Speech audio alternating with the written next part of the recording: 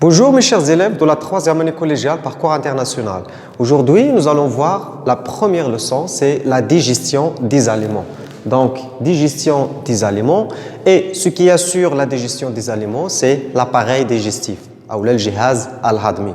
Dans cette séance, on va voir deux choses. On va voir l'anatomie de l'appareil digestif et les transformations que subissent les aliments au cours de leur trajet au niveau du tube digestif.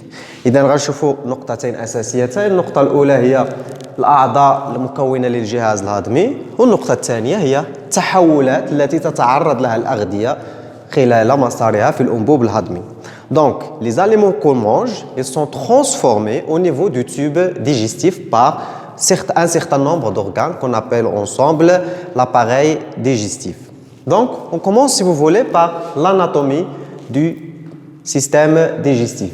Donc, on va diviser le système digestif en deux. On commence par le tube digestif. Le tube digestif, il est constitué de la bouche. C'est de là commencent les aliments. L'œsophage, c'est ce tube ici. Après, l'estomac. Après l'estomac, ça vient l'intestin grêle. Et après l'intestin grêle, on a l'appendice, puis le gros intestin. Et enfin, le rectum et l'anus. C'est le tube digestif ou bien le anboub al-hadmi. Maintenant, il y a d'autres organes qui n'appartiennent pas au tube digestif, mais qui appartiennent à l'appareil digestif. On a par exemple les glandes salivaires au niveau de la bouche. Elles produisent la salive. On a le foie, kabid, la vésicule biliaire à côté du foie et le pancréas. إذن les glandes salivaires en arabe غدد اللعابية, le foie الكبد, la vésicule biliaire الصفراء أو الغدة الصفراوية, le pancréas ou le pancréas. Donc tout ça c'est l'appareil digestif. Il est divisé en deux parties. Le tube digestif. Le tube digestif, c'est ce tube ici, c'est le chemin, si vous voulez, des aliments. Ce chemin des aliments, il est composé d'un certain nombre d'organes qu'on appelle le tube digestif. Il y a la deuxième partie, c'est les glandes. On les appelle les glandes annexes. Et on a les glandes salivaires, le foie, la vésicule biliaire et le pancréas. Le rôle des glandes annexes, c'est de produire des sucs digestifs. Des sucs digestifs, ou بالعربية, en arabe, سوائل هضمية. Les sucs digestifs que produisent ces glandes, c'est les glandes salivaires, elles produisent la salive, le liquide qu'on trouve dans la bouche. السائل اللي كاين في الفم كيتسمى اللعاب. La salive, c'est un suc digestif. Le foie, il produit la bile. La bile, elle est stockée dans la vésicule biliaire. Le pancréas, il produit le suc pancréatique. Et le rôle du suc pancréatique, c'est qu'il contient des enzymes. On va voir ça. D'autres glandes, on a des glandes gastriques, dans l'estomac par exemple, au niveau de la paroi de l'estomac, on a des glandes gastriques et ces glandes gastriques, elles vont sécréter un suc digestif qu'on appelle le suc gastrique. En plus, dans l'intestin grêle, on a les glandes intestinales et ces glandes intestinales, elles vont sécréter le suc intestinal. C'est un suc digestif également. Maintenant, comme on a dit, à l'exception de la bile, tous les sucs digestifs contiennent des enzymes. Et ces enzymes, elles vont aider à la digestion, c'est-à-dire aux transformations, aux simplifications des aliments. C'est ce qu'on va voir. On commence par la simplification des aliments, c'est-à-dire la digestion des aliments au niveau de la bouche. On a deux types de digestion, la digestion mécanique et la digestion chimique. Pour la digestion mécanique, c'est la mastication. Et la mastication, elle est effectuée par les dents. La mastication, c'est le mouvement des dents et la langue et ça permet de couper les aliments en petits morceaux pour faciliter la digestion chimique. Donc, le rôle de la digestion mécanique ou bien de la mastication de la bouche, c'est faciliter la digestion chimique. Pour la digestion chimique au niveau de la bouche, on a la transformation de l'amidon par une enzyme qu'on appelle l'amylase salivaire en maltose. C'est une simplification de l'amidon en maltose et en présence de l'eau dans des conditions de la bouche de 37 degrés Celsius. L'amylase salivaire, c'est une enzyme qui se trouve dans la salive.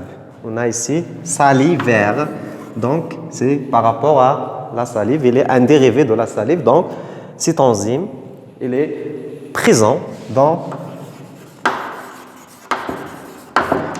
l'enzyme, l'amylase salivaire, il est présent dans la salive qui est le liquide produit ou bien le suc digestif produit au niveau de la bouche par les glandes salivaires. Maintenant, après avoir mastiqué les aliments, après avoir brassé, il y a le brassage, il y a la mastication, le brassage par la langue, la mastication par les dents. Après, on obtient ce qu'on appelle un bol alimentaire. Ce bol alimentaire est poursuit vers l'œsophage. Voilà, l'œsophage, c'est un tube entre la bouche et l'estomac. On l'appelle œsophage en arabe al-mari. Là, dans l'œsophage, ce qui se passe dans l'œsophage, c'est le péristaltisme.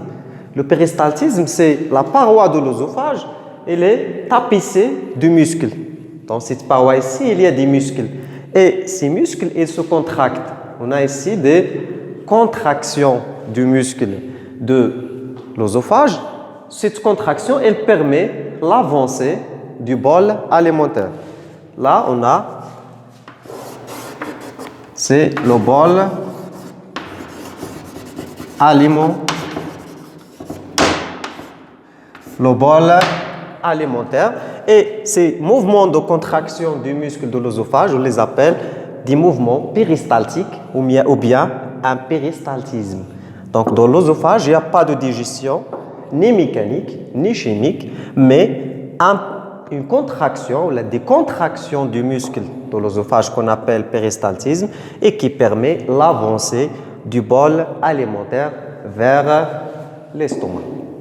L'estomac, effectivement, il y a des transformations. Et comme la bouche, dans l'estomac, il y a des transformations mécaniques, une digestion mécanique et une digestion chimique. Pour la digestion mécanique, comme l'œsophage, la paroi de l'estomac, elle est tapissée de muscles. Il y a un muscle au niveau de la paroi de l'estomac et ces muscles, ils effectuent des contractions, en arabe, taqallusat. Des contractions du muscle de l'estomac, il permet le brassage et le broyage des aliments pour obtenir vers la fin une bouillie liquide. C'est-à-dire au niveau de l'estomac, là, de la bouche, on a les aliments solides. On a ici des petits fragments, mais ce n'est pas liquide. Mais au niveau de l'estomac, grâce aux contractions du muscle de l'estomac, on obtient une bouillie liquide. Voilà, là c'est une bouillie liquide et en plus de ces contractions qu'on appelle une digestion mécanique, dans l'estomac, il y a une digestion chimique. La digestion chimique au niveau de l'estomac, c'est la transformation des protéines par une enzyme qu'on appelle la pepsine pour donner le polypeptide. On a dit que la paroi de l'estomac, dans la paroi de l'estomac, il y a des glandes qu'on appelle les glandes gastriques. Ces glandes gastriques, ils vont également produire un suc digestif et pour l'estomac, on l'appelle le suc gastrique. Ce suc gastrique, il contient une enzyme qu'on appelle la pepsine ou bien on l'appelle aussi protéase. Et cette pepsine, elle est responsable de la simplification des protéines pour donner le polypeptide. C'est la première étape de la simplification partielle des protéines pour donner les polypeptides dans des conditions de 37 degrés Celsius. On passe maintenant aux transformations au niveau de l'intestin. Après avoir terminé le trajet ou bien le séjour qui peut aller jusqu'à 4 heures au niveau de l'estomac, cette bouillie liquide qu'on appelle là, on ne l'appelle plus le bol alimentaire, mais on l'appelle maintenant le chyme. Le chyme, il va continuer vers l'intestin grêle par cette première partie qu'on appelle le duodénum. Le chyme, le bol alimentaire, et là, c'est un aliment. Par exemple, je vais prendre par exemple une pomme. Là, c'est une pomme, c'est des aliments. Je prends la même couleur.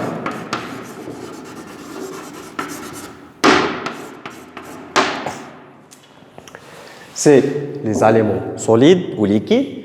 Là, le bol alimentaire, c'est encore solide. Au niveau de l'estomac, c'est une bouillie liquide qu'on appelle le chyme. Cette bouillie liquide, il va continuer vers l'intestin grêle pour subir d'autres transformations. Donc, dans l'intestin grêle, on n'a pas de digestion mécanique, mais que de digestion chimique, parce que c'est déjà liquide. Pour les transformations au niveau de l'intestin grêle, on a la transformation de l'amidon par une enzyme qui s'appelle l'amylase pour donner le maltose. Si vous vous rappelez de transformation au niveau de la bouche, on a l'amidon plus l'amylase, le maltose. C'est la même chose. Ce qui change, c'est l'enzyme. Ici, on a l'amylase salivaire. Ici, on a l'amylase pancréatique. Il est produit par le pancréas. Et la transformation au niveau de la bouche, on dit que c'est une transformation partielle. C'est-à-dire que c'est une partie de l'amidon qui est transformée ici. La deuxième partie, bien le reste, elle va être transformée au niveau de l'intestin grêle par l'amylase pancréatique pour donner le maltose. Également de l'intestin grêle, le maltose. Il va être transformé par le maltase, une enzyme contenue dans le suc pancréatique et dans le suc intestinal pour donner le glucose.